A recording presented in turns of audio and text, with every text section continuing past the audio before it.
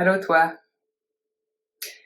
Je croyais pas revenir aussi rapidement avec 2 vidéos comme ça, back à back, mais bon, ma politique, c'est de pas venir ici inutilement, mais de venir aussi si c'est pertinent ou si je reçois des questions ou s'il y a des interrogations, enfin bref, j'y vais en fonction de ce qui se passe, dans la vie quotidienne.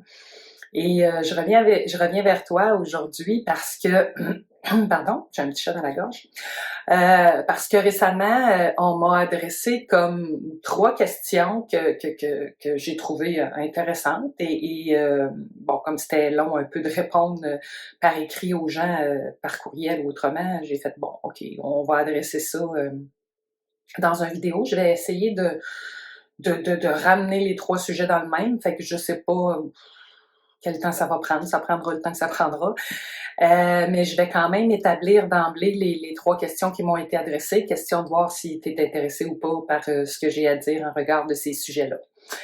D'emblée, je voudrais dire que oui, je sais que récemment, j'ai dit que bon, tout ce qui concernait la Kundalini et tout ça, pour moi, c'était une page qui était tournée, j'avais plus vraiment le goût d'en parler, puis que j'avais plus vraiment le goût non plus de parler du personnage, de ça, de ce qui se manifeste dans la vie courante, puis que j'avais vraiment plus le goût de partager, transmettre ce qui vient du cœur et de l'intérieur. Mais j'ai également dit que si il y a des choses qui sont pertinentes et où il y a des questions qui me sont adressées, je suis capable de revenir aussi sur certains éléments. Et là, les questions qui m'ont été posées récemment, 2 des 3 questions finalement traitent encore une fois de la Kundalini.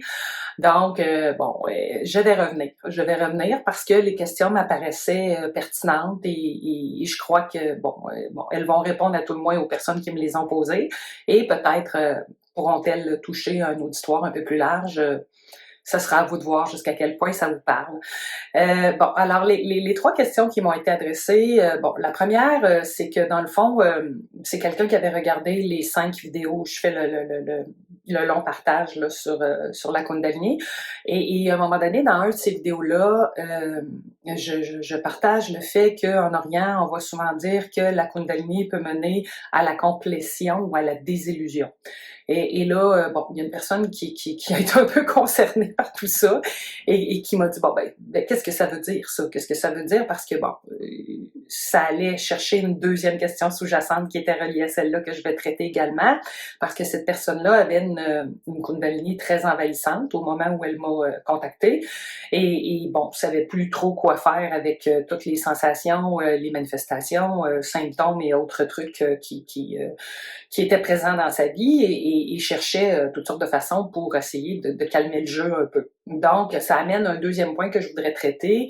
Bon, qu'est-ce qu'on peut faire avec des manifestations de Kundalini, des manifestations énergétiques ou autres, ça peut être bon, visuel, sensoriel ou autre, qui deviennent envahissants et peuvent nuire peuvent entraver d'une certaine façon ou rendre difficile la vie quotidienne. Fait que ça, c'est le deuxième point que je voudrais traiter. Et finalement, la troisième question qui a plus ou moins rapport, mais oui, il y a toujours un certain rapport d'une certaine façon.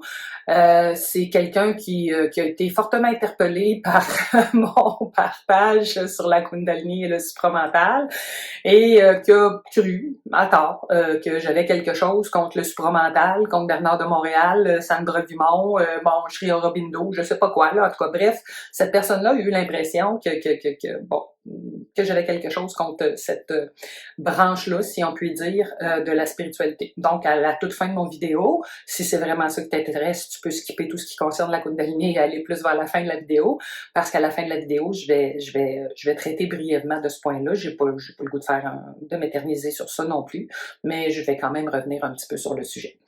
Donc, voilà. On va commencer avec la question numéro 1, hein, qui est fortement liée à la numéro 2. Et sur la numéro 1, je veux pas trop m'éterniser non plus, parce que là, on pourrait rentrer dans des technicalités puis des trucs qui deviennent vraiment complexes. Puis bon, moi, j'aime ça garder ça simple. Fait que si vous cherchez du compliqué, du pétif-pétaf, du bling-bling, de l'extraordinaire, malheureusement, c'est pas vraiment sur la chaîne ici que vous allez trouver ça. Il y a plein d'autres chaînes qui peuvent vous en offrir. Si vous voulez vraiment être dans une métaphysique et quelque chose de très planant au niveau spirituel, c'est pas non plus ici que vous allez trouver ça. Moi, j'ai une approche plutôt terre à terre.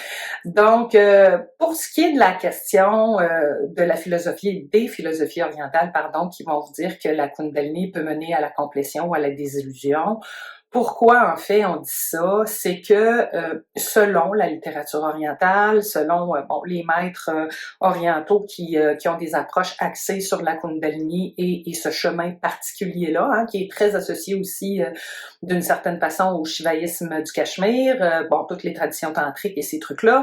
Bon, je veux pas rentrer là-dedans trop profondément, mais il y a des mécaniques que ces maîtres-là, au fil des siècles, au fil des millénaires, ont observées dans le déploiement de cette énergie-là, de la Kundalini, de cette puissance et de cette force de vie-là.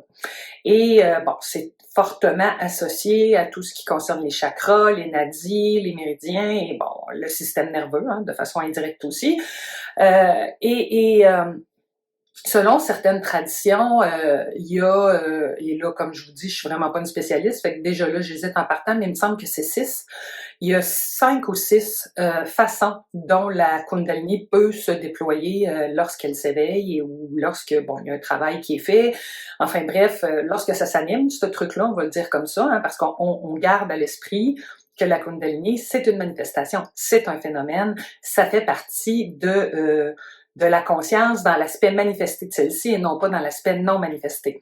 Et elle est le reflet du non manifesté, toujours, hein, parce que tout ce qui relève finalement de notre existence et de ce dont on est conscient, ou même ce qui transite par le subconscient et l'inconscient, tout ça, c'est toujours la manifestation d'une conscience non manifestée qui s'exprime à travers le jeu de la vie, à travers l'humanité, à travers la nature, à travers. Bon. Donc, on garde toujours à l'esprit qu'à quelque part, la Kundalini, lorsqu'elle s'éveille, lorsque cette puissance-là s'anime, elle s'anime à travers une structure, hein, qui est le reflet finalement de ce qui sommeille dans l'inconscient, de ce qui sommeille dans le subconscient, de ce qui sommeille dans les programmations, dans le passé, de ce qui est là avant, et bon, en Orient, on va vous dire même de ce qui compose les vies antérieures. Je m'embarque pas là-dedans. Mais bref, tout ceci pour dire que selon ces traditions-là, on va souvent vous dire que cette énergie-là peut transiter, peut s'éveiller à travers finalement 5 ou 6 patterns. Il me semble bien que c'est 6, là. 6 on va appeler ça 6 chemins différents, 6 possibilités, 6 potentialités à travers la structure des nadis et des chakras et de tout ce truc-là là, que tout le yoga et les philosophies orientales ont développé. Et de ces 5 ou 6 potentialités-là ou possibilités-là, dans le fond, il y en aurait que 3 qui conduisent à ce qu'on va dire au bindu, là, hein, au point supérieur en haut, à la réalisation spirituelle et à la potentialité, là, finalement, de réaliser son être et de vraiment asseoir ça quelque part, là, que ça devienne quelque chose de stable, de fixe, à partir duquel on se déploie. Et les autres chemins, finalement, seraient un peu des espèces de cul-de-sac. Ah, c'est ce qu'on vous dit en Orient. Bon, tout ça, là, on s'entend, on est dans les croyances. On est toujours dans les croyances. Puis je vous dis pas que c'est faux, je vous dis pas que c'est vrai, je vous dis que tout ce qui concerne la Kundalini est comme ce qui concerne tout ce qui concerne l'éveil et tout ce qui concerne la vie, finalement. Chaque individu, chaque être humain a son chemin, est son propre chemin, va vivre sa vie à partir de certaines potentialités intérieures qu'il a à explorer, qu'il a à comprendre et à travers lesquelles il a à progresser. Donc, moi, je suis pas ici pour vous dire qu'il y a des gens qui ont une impossibilité technique à atteindre certains états de paix, de plénitude ou de complétude intérieure, là, parce que sincèrement, je n'en sais rien. Je ne suis pas un maître de ces disciplines-là. Bon, alors, je m'aventurerai pas sur ce chemin-là. Dans le fond, moi, je voulais simplement répondre à la question parce que selon ces philosophies-là, ce qu'elles disent, c'est que certains chemins sont des cul-de-sac. Et bon, à quoi ils mènent ces chemins-là? Ils mènent des dérivations souvent vers l'occulte, c'est ce qu'on va vous dire. C'est des personnes qui souvent vont rester un peu prisonnières de ce que Patanjali, dans les sutras, a décrit comme étant les siddhis, hein, c'est-à-dire les dons spirituels, les capacités médiumniques ou paranormales qui peuvent se développer sur le chemin spirituel. Donc, les dérivations, hein, parce qu'en Orient, tout ce qui concerne les capacités médiumniques et paranormales, c'est considéré comme un piège sur le chemin de la réalisation spirituelle, sur le chemin de la paix intérieure, de la plénitude, de l'amour et de la compassion.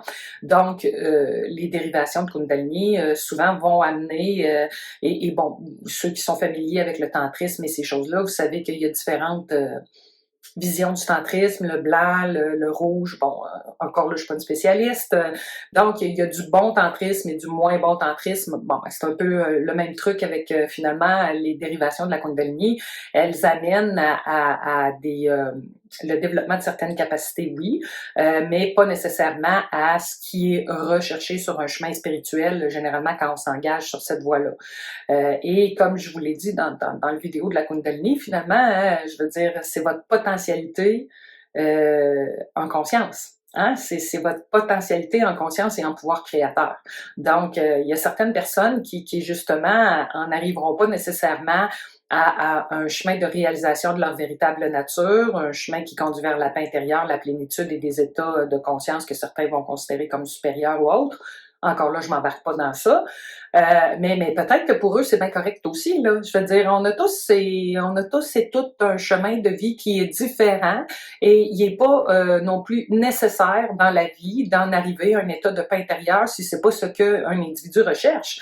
Si quelqu'un, je sais pas moi, recherche un appel profond intérieur à développer, je sais pas moi, des aptitudes en guérison, peut-être que ça va être bien correct aussi, là. Donc, comme je vous dis, je suis vraiment pas là pour vous dire ce chemin-là est bon, ce chemin-là est pas bon. Je vous résume un peu ce que les philosophies orientales disent. Et encore là, c'est une question de croyance, c'est une question de... Mais d'un autre côté, ces gens-là ont quand même une certaine expertise que moi je n'ai pas et que la majorité des Occidentaux n'ont pas non plus.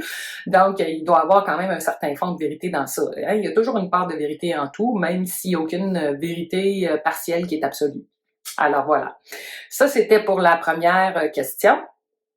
Et la deuxième question, ben, dans le fond, est reliée à la première, c'est que, et ça, peu importe la façon dont le chemin va se prendre lorsqu'il va y avoir éveil de cette énergie-là en vous, que ce soit un chemin avec un cul-de-sac ou un chemin qui amène vers la réalisation finale, c'est certain que dès qu'on parle d'un éveil spontané de cette énergie-là qui n'a pas été recherchée ou sollicitée, ou au contraire, même parfois, un éveil qui va avoir été fortement voulu et que la personne va avoir couru un peu partout pour dire « moi, je veux éveiller ma Kundalini ». Bon, quand on est dans ces affaires-là, il y a de très, très fortes chances qu'on se ramasse avec des manifestations plutôt envahissantes au début. Hein? Parce que, bon, quelqu'un qui est simplement dans un processus de cheminement, bon, de développement personnel qui graduellement peut l'amener vers un cheminement spirituel, que les choses se font harmonieusement, bon, qui est suivi par un maître, ou en tout cas, bon, bref, que ça se passe graduellement, lentement et bien. Il y a bien des gens qui se rendront même pas compte là, qu'il y a eu un éveil de cette énergie-là en eux. Ça va s'être fait graduellement, ça va s'être fait petit à petit, et ça va s'être fait tellement en douceur que finalement, vous allez leur dire Kundalini, ils vont dire what the fuck, ils vont dire qu'est-ce que c'est. Alors, tu sais, bon, ça peut très bien se passer, là, la Kundalini. La Kundalini, elle devient envahissante quand? Elle devient envahissante quand il y a une volonté peut-être un peu démesurée et persistante à vouloir l'éveiller, d'une part, hein, et bon, si la structure intérieure est pas prête, c'est là que ça peut devenir chaotique, et c'est un peu la même chose dans le cas des éveils spontanés, qui souvent peuvent être induits par un choc de vie, un traumatisme, bon, la rencontre d'un partenaire sexuel qui va amener un certain éveil de cette énergie-là, ou, bon, toutes sortes d'autres choses, hein, finalement, un éveil spontané, ça revient au même, c'est un peu le même principe finalement que quelqu'un qui l'a recherché.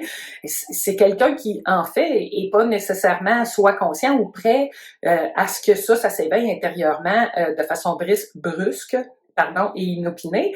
Donc, ça va devenir envahissant, ça va devenir quelque chose qui est nouveau dans la vie, auquel le corps doit s'adapter, auquel la conscience doit s'adapter, auquel la réalité intérieure doit s'adapter. Donc, quand on arrive dans cette portion-là de l'expérience humaine, si c'est ce que vous rencontrez, que ce soit voulu ou spontané, ben, il y a de fortes chances qu'il y ait de grosses périodes d'adaptation et que la Kundalini devienne envahissante. Et quand on dit qu'elle est envahissante, ben, c'est qu'il y a toutes sortes de manifestations qui peuvent être énergétiques, émotionnelles, mentales, et qui peuvent même frôler parfois certains états qui se rapprochent de la psychose, qui font en sorte que là, notre vie quotidienne est fortement impactée par ce qui est en train de se passer en nous. Donc, la personne qui m'avait finalement contactée pour la première question était aussi dans cette tranche-là ou cette portion-là de sa vie. Donc, il y avait un peu une espèce de cri de SOS de qu'est-ce que je fais avec ça.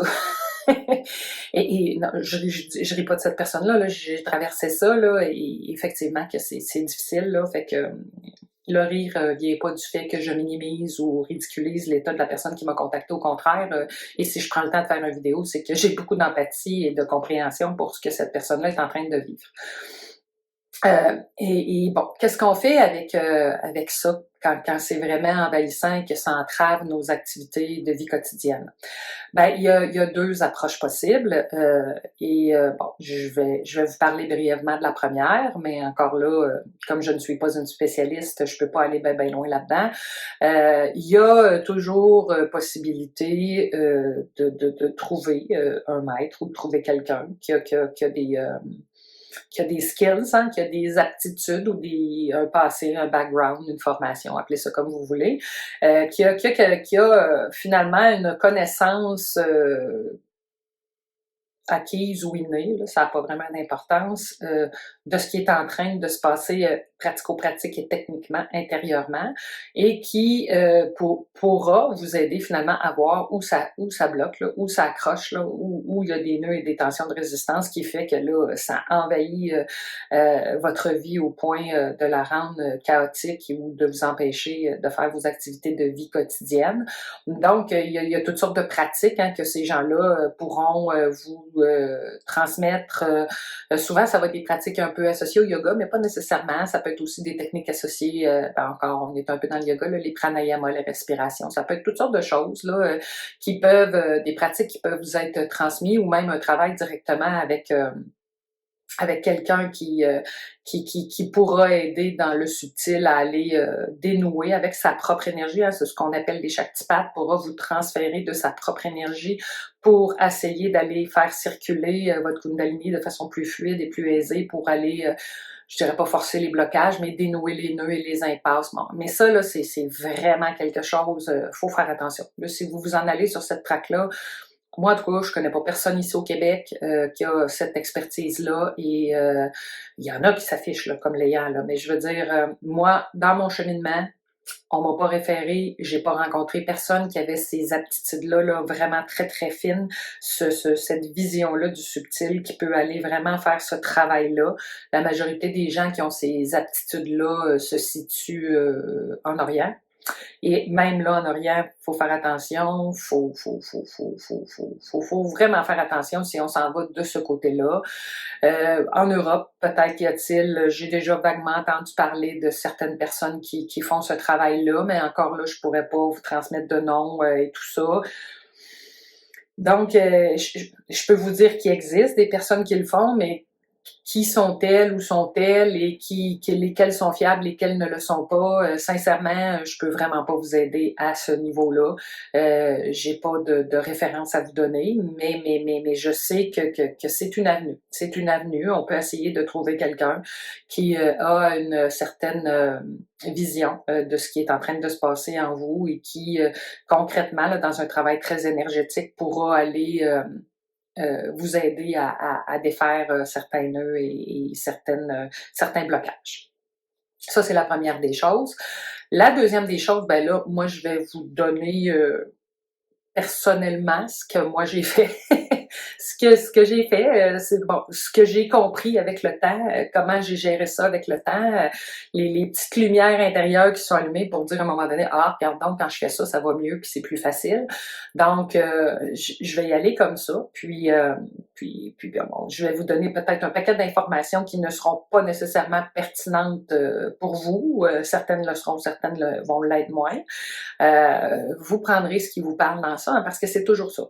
Quand on est sur le chemin spirituel, qu'on fasse une lecture, qu'on regarde une vidéo, qu'on rencontre un individu, en tout cas, peu importe là, qui on rencontre, qu'est-ce qui se présente à nous, c'est vraiment d'être dans une écoute fine et intérieure de, bon, la personne là, ou l'individu ou l'outil qui m'est présenté, là, qu'est-ce qui me parle pas là-dedans, mais à ce niveau-ci, là, vraiment au niveau du cœur, pas au niveau de l'esprit qui essaie de régler un problème, puis qui cherche une solution, puis qui est dans une volonté très précise de s'en sortir rapidement ou de trouver un issue de secours. Là. Parce que là, quand on est dans l'esprit volontaire, ça peut nous conduire dans toutes sortes de pièges. Bien souvent. C'est plus quand on est dans une écoute fine intérieure à partir du cœur que là, on est en mesure de dire, OK, moi, là, ce que j'entends, ça résonne, ça me parle, ça me dit quelque chose. Puis d'autres fois, non, ça me parle moins. Fait que je vais vous donner quand même pas mal d'informations. Écoutez, c'est certain que, je l'ai déjà dit, je le répète, je me répète un peu dans les tranches de vie, mais moi, mon chemin, il s'est marché d'une façon très, très mystique et dévotionnelle. Hein. Moi, j'étais vraiment dans un chemin de ce qu'en Orient, on appelle de bhakti, c'est-à-dire d'amour divin. Il y avait vraiment quelque chose, c'est ça, des fois, je fais encore des blagues avec ça, des fois, de dire que j'ai réalisé qu'il y avait une sainte moyenâgeuse qui vivait en moi, là, et que là, il y avait quelque chose qui aspirait vraiment très fort en Dieu, en moi. Donc, à un moment donné, moi, le premier constat que j'ai fait, qu'il a fallu que je fasse, c'est qu'il y avait vraiment quelque chose qui voulait rencontrer le divin et qui voulait se soumettre à ça, hein, qui voulait vraiment, là, tu sais, comme l'appel des sœurs qu'on entend, là, qui a été appelé par Dieu. Bon, moi, c'est vraiment comme ça que ça s'est passé. Je sais que ça peut paraître un peu étrange et bizarre pour quelqu'un qui vous arrive avec des vidéos très terre à terre, mais c'est quand même comme ça que ça s'est passé pour moi. Donc, à un moment donné, j'ai vraiment fait le constat, si je reviens sur ça, c'est parce qu'à un moment donné, j'ai vraiment fait le constat, un constat un peu bébête et bizarre, de dire, bon, ben OK, si demain matin, j'entrais chez les sœurs ou je me tournais vers une vie de dévotion ou une vie religieuse ou une vie spirituelle ou une vie monastique, ben, qu'est-ce qui se passerait dans ma vie? Qu'est-ce que ma vie deviendrait? Bon, ben, ma vie, elle deviendrait beaucoup plus tranquille, beaucoup plus calme, faite de petites routines quotidiennes très simples, tournée vers, encore une fois, oui, la dévotion, mais aussi le service aux autres, vers l'amour, vers la compassion, vers la recherche de paix. Hein? En gros, si vous regardez un peu comment les religieux, les religieuses long time ago, parce qu'il y en a de moins en moins de nos jours, mais bon, si vous regardez comment ces gens-là vivaient, ou si vous regardez aujourd'hui comment les moines bouddhistes vivent, si vous regardez les gens qui ont une vie spirituelle, qui ont décidé de faire de leur chemin de vie un chemin de vie spirituel, comment ils vivent, ben, ils vivent de calme, de tranquillité, et ils sont éloignés des modes de vie très chaotiques bon, et tout ça. Donc là, j'ai fait, ben, peut-être qu'à quelque part, c'est ça qui aspire à l'intérieur, c'est ça qui veut se faire à l'intérieur. Donc, moi, j'ai commencé à vraiment simplifier ma vie, m'éloigner de tout ce qui pouvait relever de la grosse vie sociale, des soupers au resto, des bouffes, de toute la mondanité, le social et tout ça. Bon, je me suis éloignée de ça, ce qui n'a pas été très difficile parce que moi, le vide s'est fait assez rapidement autour de moi quand ça est arrivé dans ma vie. Hein. Ma vie sociale que j'avais à l'époque s'est vraiment écroulée. Je me suis retrouvée dans un contexte de solitude, donc de dire, ben, je l'accepte, ce contexte, pardon, de solitude, ça n'a pas été Ça a été peut-être un peu difficile au niveau psychologique, mais je veux dire concrètement, pratico-pratique, c'était pas très, très difficile là, parce qu'il y en avait à peu près plus de vie sociale. Donc, j'ai vraiment retourné en moi-même, retourné à une espèce de solitude et de tranquillité qui, à quelque part, a amené une certaine paisibilité dans mon environnement extérieur, moins de rapports conflictuels, moins de, bon, tout ce qui vient avec la vie sociale, hein, devoir se conformer, devoir plaire, continuer à transporter le discours mainstream, continuer à avoir du small talk, parler du chien des enfants, puis bon, des sujets de superficie, bon, tout ça. Puis je le dis pas avec aucun regard de jugement pour ceux qui sont dans ça, là. Je vous dis juste qu'est-ce qui s'est quitté, parce que quand on est là-dedans, quelque part, on est dans une superficialité. Hein, on est vraiment dans une vie superficielle. Quand vous rencontrez quelqu'un à l'épicerie, vous commencerez pas à lui parler de vos grosses questions existentielles. Ben non, vous allez papoter sur, bon, comment vont les enfants, quel est le prochain voyage, bon, tous ces trucs-là, là, quel est le prochain projet, bon. Et puis c'est correct, ça fait partie de la vie, ça aussi. Mais justement, quand on a une vie sociale très, très active, ben on est beaucoup dans ça partout. Donc, ils sont où les moments pour qu'on rentre un peu plus en profondeur, qu'on dépasse la surface des choses? Il n'y en a pas tant que ça. Donc, dans le fond, c'est juste ça que je veux dire. Après ça, là, aujourd'hui, je suis retournée à une certaine vie sociale, puis bon, elle est beaucoup plus tranquille et beaucoup plus paisible, et elle n'est pas composée des mêmes gens, donc les gens que je rencontre, on tombe rapidement dans des discussions qui dépassent la surface, mais ça m'arrive encore là d'avoir des rencontres familiales, d'avoir des rencontres à travers d'autres types d'activités qui font qu'on en est dans le small talk et dans les discussions de surface, puis c'est bien correct aussi, là. Donc je suis pas ici pour juger de ça, mais disons que dans le processus, à un moment donné, il a fallu que je coupe, que je mette un frein à tout ça, parce que là, ça demandait à retourner à l'intérieur et à aller de plus en plus en profondeur. Donc, il fallait que le contexte extérieur soit propice à ce que cet examen-là puisse se faire. Donc, tout ceci pour dire que des fois, dans le cheminement spirituel, c'est normal de vouloir courir les retraites, rencontrer des gens, vouloir partager, vouloir faire des cérémoniales de tambour, bon, bref, peu importe là, quelles sont vos attirances en matière de spiritualité et de pratique spirituelle, les retraites de yoga, bref, tout ça, c'est correct, là. Je vous dis pas d'arrêter d'en faire.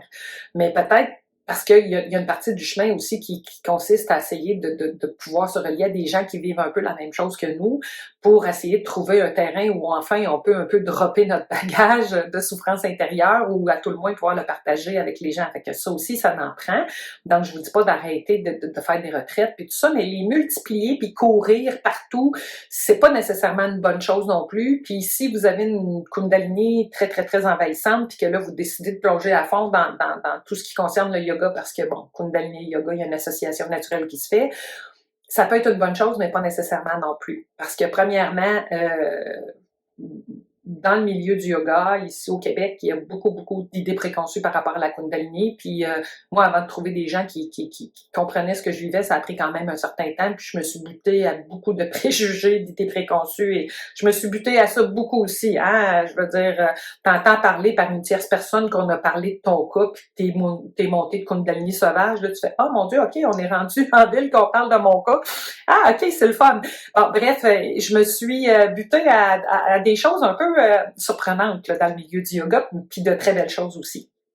Donc, je vous dis pas de pas aller dans ce milieu-là, mais vous allez voir que si vous vivez ça, vous allez peut-être rencontrer des espaces où vous allez pouvoir vous déposer, mais vous allez peut-être aussi rencontrer des espaces où il va y avoir beaucoup de jugements, d'idées préconçues, qu'on va même essayer de vous mettre en tête que dans le fond, c'est pas ça que vous êtes en train de vivre, puis que vous êtes en train de vous péter des cartoons, puis vous pensez plus fin que vous l'êtes. Ça aussi, vous risquez de rencontrer ça. Fait que bref, et il y a des pratiques de yoga qui, pendant les prémices, là, les débuts là, de cette montée-là ou cet éveil-là soudain et spontané, il y a des pratiques de yoga qui ne sont pas bonnes non plus. Si vous faites trop de pranayama, du gros yoga très, très, très dynamique et très, très énergétique, là, vraiment très fort, pas nécessairement bon non plus. Pas nécessairement bon. Vous avez besoin de calmer votre système nerveux. Donc, s'il y a des pratiques de yoga qui peuvent être plus utiles pour vous, moi, je vous oriente plus vers du restaurateur, vers du yin, vers des trucs vraiment qui vont vous calmer le pompon. et non pas le stimuler et vous amener à côté d'embarrure dans des grosses pratiques méditatives aussi qui visent à augmenter et faire des build-up d'énergie. Le Kundalini Yoga, c'est super bon. Je me suis même fait former pour l'enseigner. Je l'ai enseigné pendant un bout de temps. C'est un excellent yoga pour quelqu'un qui décide de cheminer spirituellement.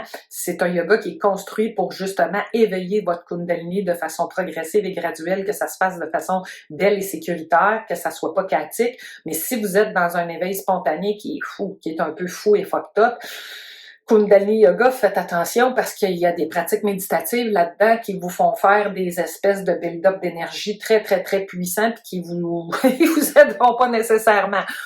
En tout cas, du moins au début. Après ça, ça peut devenir quelque chose de vraiment très, très, très bienfaiteur pour votre cheminement intérieur. Mais au départ, là, quand tout le système est un peu fucked up, puis que là, ça circule un peu n'importe comment, c'est pas le temps d'aller chercher des pratiques qui vont chercher à faire des build-up d'énergie. Non, au contraire, là, vous voulez vous calmer, vous voulez vous calmer, vous voulez vous calmer, vous voulez vous ramener à de la simplicité et du calme.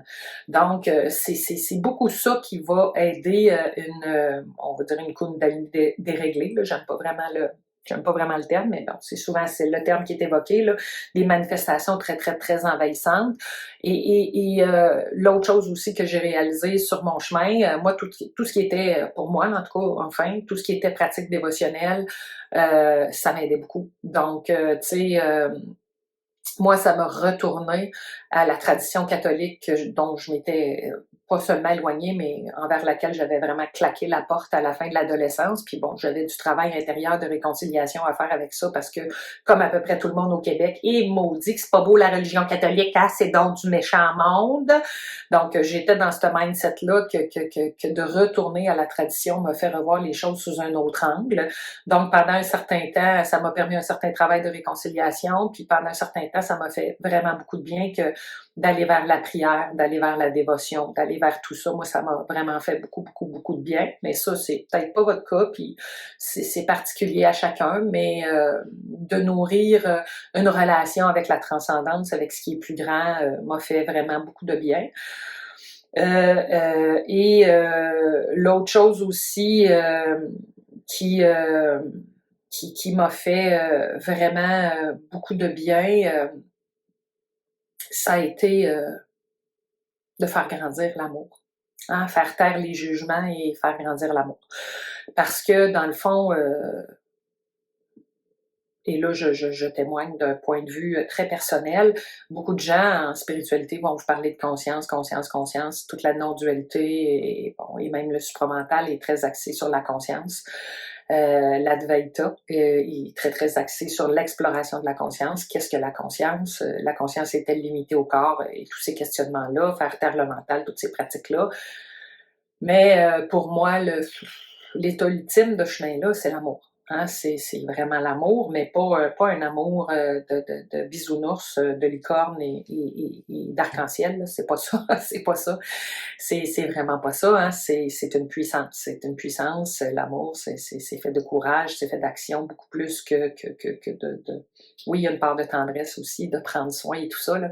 Mais il y a deux dynamiques à l'amour et souvent, on rentre souvent dans l'amour guimauve et beaucoup dans la tendresse, la sexualité, l'intimité et l'aspect très englobant de l'amour. Et ça, oui, c'est une dynamique de l'amour, mais il n'y a pas que ça dans l'amour. Hein, des fois, par amour, on est obligé de dire des choses difficiles aux gens, que ce soit l'amour de soi, de s'écouter puis de dire notre vérité, ou des fois, les gens qu'on aime, on est obligé de leur dire des choses difficiles parce qu'on les aime et non pas parce qu'on les déteste. Ben, il y a de ça aussi dans l'amour. L'amour, c'est pas toujours guimauve, gomme ballon, arc-en-ciel et licorne. Là. Il y a deux aspects, hein, il y a l'aspect féminin, l'aspect masculin. Les deux aspects sont présents dans l'amour. Et ces deux aspects à réunir en soi. Hein, fait que, mais pour moi, le chemin ultime, c'est l'amour. Et il est hyper important de cultiver la gratitude, l'amour, la compassion, en tout cas, tout ce qui tourne autour hein, de la bienveillance, de l'amour, de la compassion, tout ça, c'est hyper important de cultiver ça, surtout par rapport à vous-même. Hein, parce que tout ce qui fait que vous aimez ou que vous aimez pas mes vidéos, ben, c'est relié à la question des jugements. et que vous ayez des jugements à mon égard, sincèrement, je vais être bien franche et un peu bébête avec vous, que vos jugements soient positifs ou négatifs, j'en ai pas grand-chose, j'en ai plus grand-chose à faire aujourd'hui. Pourquoi? Parce que a fallu que j'entre dans un espace où je devais faire taire, les jugements que j'avais à mon égard. Et les jugements que j'avais à l'égard de tout ce qui m'entourait dans la vie, ce que moi-même j'aimais ou j'aimais pas, n'était que le reflet des jugements que j'entretenais à mon propre égard. Donc, dans ce chemin-là, le jugement, il est à faire taire à l'égard de soi-même en tout premier lieu. Et plus on fait taire les jugements à l'égard de soi, plus on entre dans un état où on s'accepte, on s'aime inconditionnellement, peu importe ce qu'on est, qu'on soit bon, qu'on soit pas bon, ça n'a pas d'importance. On est ce que l'on est et c'est ça qui doit être embrassé dans l'instant. Plus on accepte ça, plus on rentre dans un chemin d'acceptation et d'amour de soi et qu'on fait taire les jugements intérieurs, plus ça va se répercuter partout ailleurs dans la vie, des jugements par rapport aux gens, par rapport à la vie, par rapport à la société, par rapport aux situations, vous allez en avoir de moins en moins. C'est sine qua non. Votre environnement extérieur, ce que vous nourrissez comme opinion, comme attachement ou aversion par rapport à ce que vous avez ce que vous regardez à l'extérieur dans la vie courante n'est que le reflet de ce qui n'a pas été vu et adressé en vous. Ça, j'en ai déjà traité, puis bon, je reviens là-dessus, parce que dans le fond, quand les manifestations de Kundalini deviennent très envahissantes, elles sont symptomatiques à quelque part de tout ce qui accroche, tout ce qui est noué en vous, tout ce qui est souffrant en vous, et ce qui est souffrant en vous a besoin d'être aimé, n'a pas besoin d'être jugé. Vous n'avez pas besoin de juger de ça, vous avez besoin de l'aimer, de l'embrasser, de l'accueillir, puis de dire « Ah, voici, je me juge en regard de telle chose, j'ai pas besoin de ça. » Hein? Je veux dire, la honte et la culpabilité sont les deux émotions les plus bases qui soient, qui à quelque part, on le voit bien un jour dans la vie, sont totalement inutiles. On n'a pas besoin de ça dans la vie, là, d'être dans la culpabilité et la honte.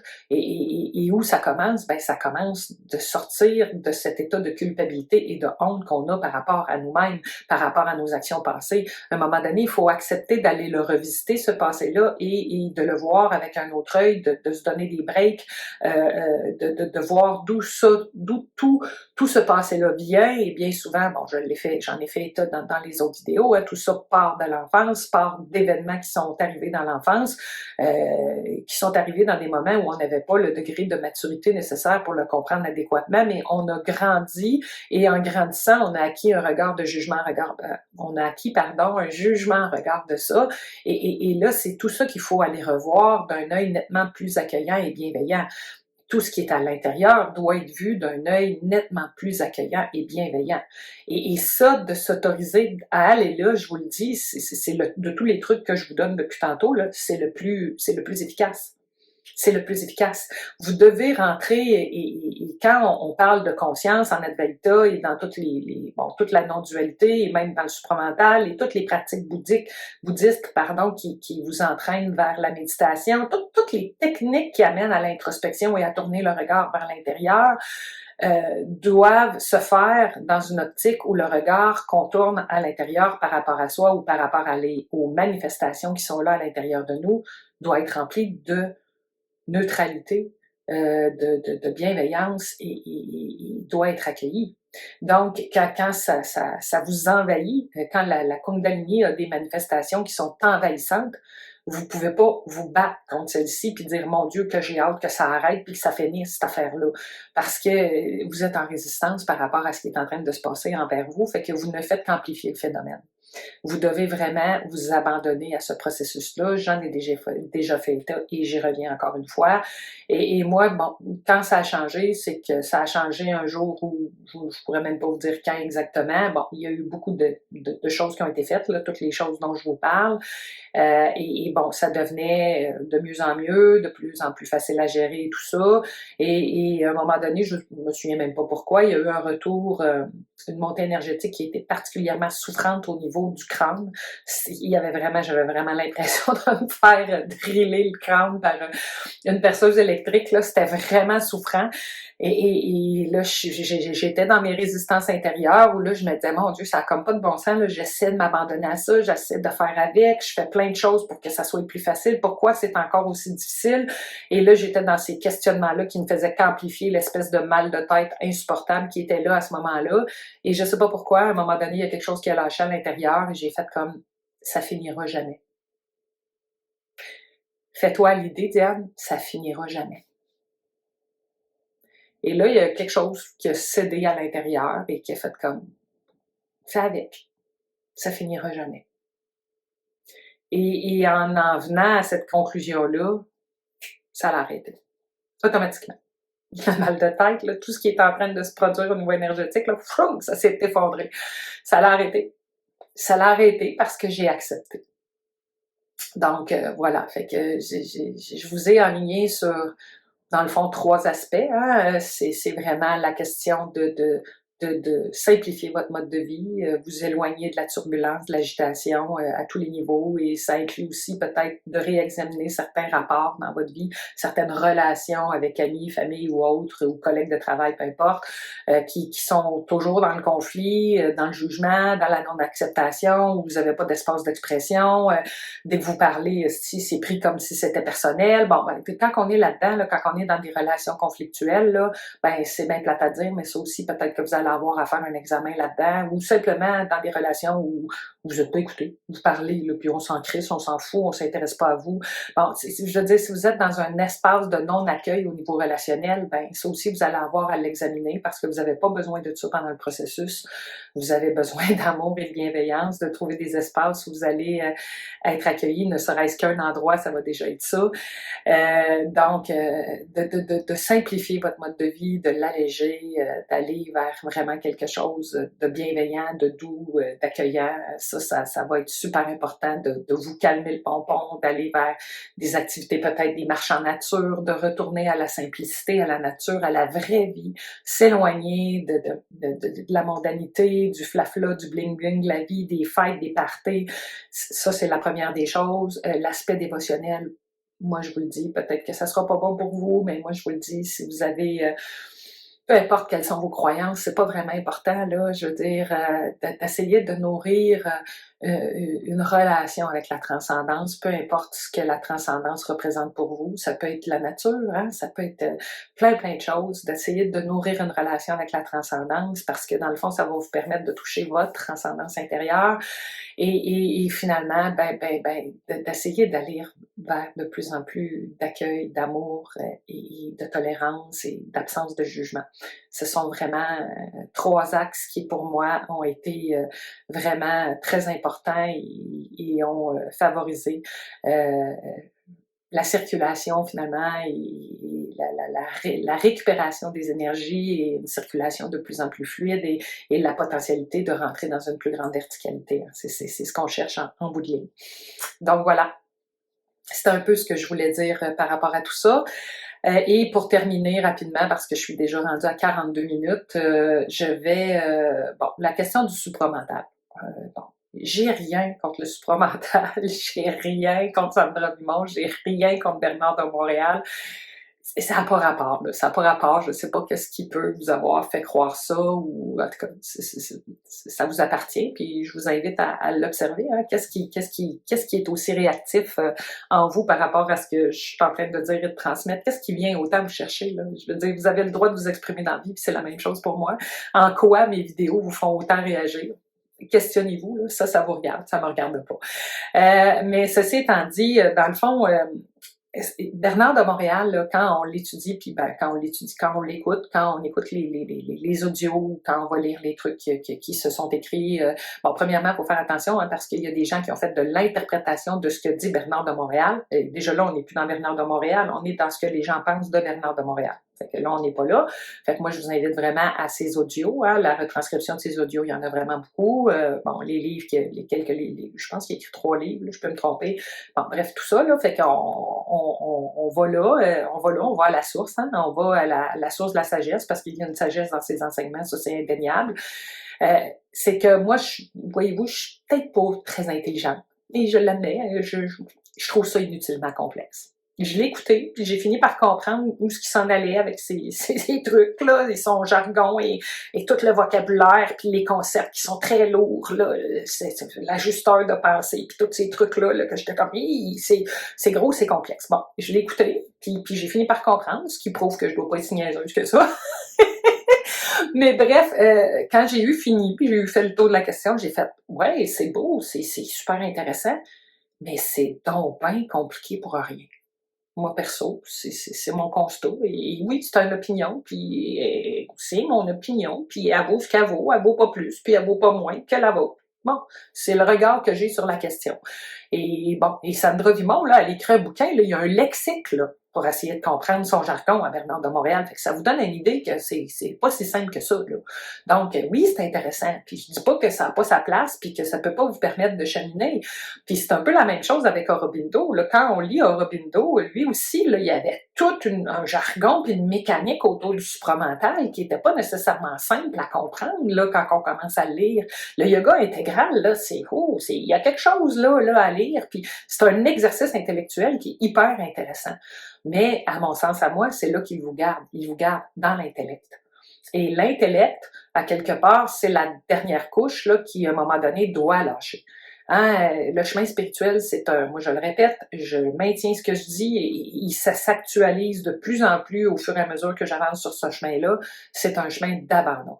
Que vous voyez ça comme l'abandon à la vie, l'abandon à Dieu, l'abandon à la source, l'abandon à ce que vous voulez. En tout cas, appelez ça comme vous voulez, c'est pas vraiment important. Moi, vos croyances, quelles qu'elles soient, je les accueille et je les embrasse. J'ai rien contre ça, au contraire. Mais je vous invite à voir un peu plus loin que celle-ci et à voir que dans le fond, dans la vie, on doit s'abandonner à celle-ci. Hein? La vie, là, l'âme, à quelque part, là, dans les traditions hébraïques, on va vous parler du pneuma, on vous parle du souffle de vie.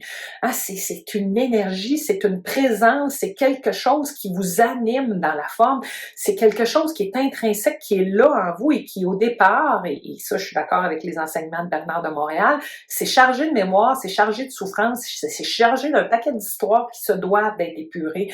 Mais plus c'est épuré, ce truc-là, plus ça se lie à l'esprit et tout ça, ça devient une dynamique, ça devient vous, à quelque part, vous vous reconnaissez comme conscience, vous vous reconnaissez comme âme, vous vous reconnaissez comme être dans sa globalité, dans son aspect divin et souverain.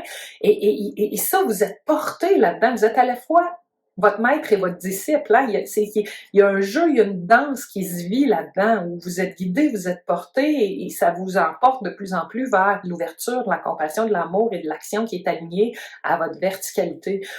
Donc, quand on rentre dans ces enseignements-là qui sont fort intéressants à cheminer, ben on chemine avec ceux-ci, mais à un moment donné, il faut lâcher, dire « OK, j'ai compris le truc, donc je comprends qu'il y a quelque chose qui est là auquel je dois m'abandonner. » Donc, à un moment donné, il faut délaisser tous ces enseignements-là.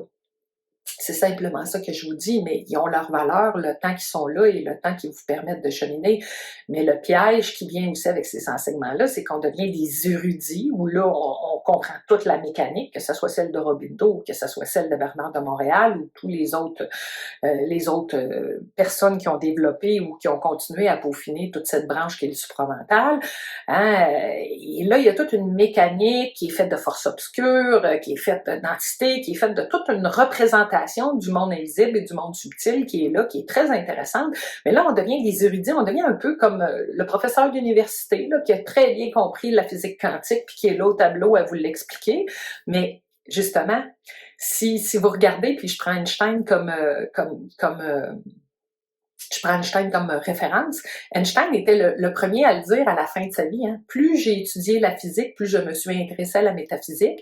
Et plus je me suis intéressée à la métaphysique, plus à un moment donné, j'ai compris que je n'étais pas celui qui avait les éclairs de génie et trouvait les solutions aux problèmes qui m'étaient présentés dans le contexte de mes études scientifiques. Il y avait on faisait des études, on émettait des hypothèses, on allait vers des constats, on faisait de l'observation, on rencontrait des espèces de problèmes à quelque part, parce que là, nos observations nous amenaient à constater que, pourquoi ça fonctionne là, pourquoi ça fonctionne pas là, et à un moment donné, il réalisait que dans le fond, le problème, en tout cas ce qui était perçu comme un problème, un jour, la solution venait d'elle-même. il pouvait piocher, piocher, piocher sur un problème, à un moment donné le mettre de côté, aller prendre une petite marche dans le parc, et soudainement, pouf, ça arrivait. D'où ça arrivait? Fait que lui-même, en vieillissant, plus il vieillissait, plus il se rendait compte qu'il y avait quelque chose en lui qui était au-delà de lui, qui amenait les réponses à ses questions, qui l'amenait dans ses découvertes, ses constats, qui ensuite il transmettait au monde entier pour expliquer, bon, les phénomènes de la physique. Donc, c'est à ça qu'il faut s'abandonner, c'est par ça qu'il faut se laisser guider. Donc, à un moment donné, on peut rester, et c'est le piège de l'intellect et de l'esprit qui se nourrit et qui se gave de son propre savoir et qui devient qui devient orgueilleux à quelque part de son propre savoir, hein, c'est de rester planqué là. Donc, c'est simplement ça que je vous dis. Je vous dis pas que le contenu de ces enseignements avait pas leur place, mais justement, au départ, il était le premier à le dire lui-même, Bernard de Montréal, qu'à quelque part, il avait l'impression au départ, puis bon, ça s'est affiné dans ses enseignements, mais il canalisait quelque chose. Il savait bien que ce qu'il était en train de transmettre, il venait d'ailleurs, venait de quelque part, puis qu'est-ce que c'est ça, cette patente-là? Donc, on le voit là, quand on chemine, qu'il y a quelque chose, et c'est ça la transcendance. Nommez-la comme vous voulez, il y a quelque chose de plus grand en nous que ce qu'on perçoit de nous, et c'est à ça qu'on va de plus en plus toucher dans un cheminement spirituel. Et un jour, on s'abandonne à ça, et plus on s'abandonne à ça, plus la transcendance, elle s'exprime à travers nous, et on la vit aussi, on la vit de façon puissante et enivrante intérieurement. Et c'est ça le bliss, c'est ça quelque part l'état d'extase qui s'installe et qui fait que peu importe que la vie soit chaotique, qu'elle soit belle ou qu'elle soit moins belle, no big deal avec le temps, on fait avec, puis c'est pas grave parce qu'il y a quelque chose de tellement plus grand qui nous porte et qui nous supporte et qui nous guide dans la vie. Donc, mais j'ai rien contre le supramental, puis ben, je vous aime tous, égal, peu importe ce que vous croyez, ce que vous pensez, quelles sont vos convictions. Moi, j'essaie juste de vous sensibiliser au fait qu'une croyance, ça peut être très beau, mais ça peut être aussi très limitant. Et que vous n'avez pas besoin de tourner votre regard vers l'extérieur pour comprendre la vie. Toutes les réponses sont déjà en nous. Voilà, c'est tout ce que je suis en train de vous dire. Et je vous laisse là-dessus, 50 minutes, c'est vraiment très long, mais bon, faites-en ce que vous voulez, je le balance et je vous réitère en terminant, je ne l'avais pas parlé au début, là, je fais mon petit pitch de vente, là, je vous ai offert un temps de présence et un temps de satsang le 28 janvier, de 13h à 15h, heure du Québec, ce qui représente 19h à 21h, heure de l'Europe. Et si vous êtes intéressé, vous pouvez vous inscrire à l'adresse courriel qui est ici pour obtenir le lien Zoom. C'est gratuit, il n'y a pas de frais. Naturellement, les contributions volontaires sont toujours acceptées. Il y a quand même des frais d'abonnement à payer à Zoom et à d'autres plateformes sur lesquelles je présente mon contenu et mes activités. Mais allez-y gaiement, faites-le comme vous le sentez. Et si ça vous parle, ben, vous allez être les bienvenus à cette période de présence. Alors voilà, je vous souhaite une très bonne semaine et je vous dis à la prochaine.